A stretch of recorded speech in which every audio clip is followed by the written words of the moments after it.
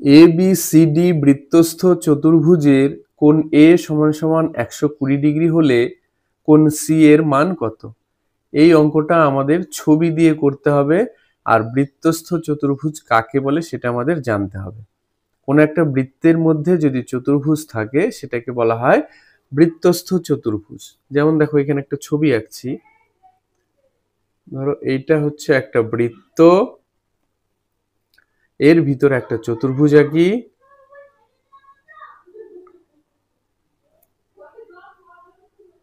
তাহলে এটার নাম দিয়ে দিলাম এ বি সি ডি। তাহলে এই যে বৃত্তের ভেতরে যে এ বি সি ডি যে চতুর্ভুজটা হলো, এইটাকে বলছে বৃত্তস্থ চতুর্ভুজ। এই চতুর্ভুজের কোণ এ দেওয়া আছে 120 ডিগ্রি, কোণ সি এর মানটা বের করতে বলেছে। এইটার মান কত সেটা আমাদের বের করতে বলেছে।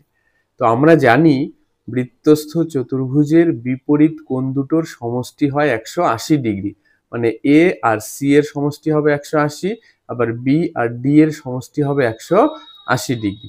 তাহলে আমরা কি লিখব?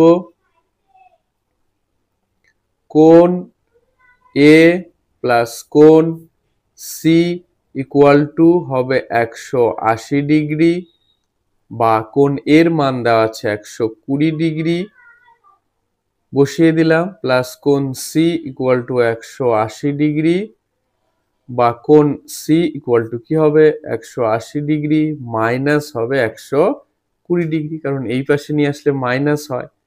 তাহলে কোণ সি ইকুয়াল টু কত ডিগ্রি হবে? 60 ডিগ্রি। তাহলে সি এর মান কত বেরোলো? 60। এটাই হবে আমাদের আনসার।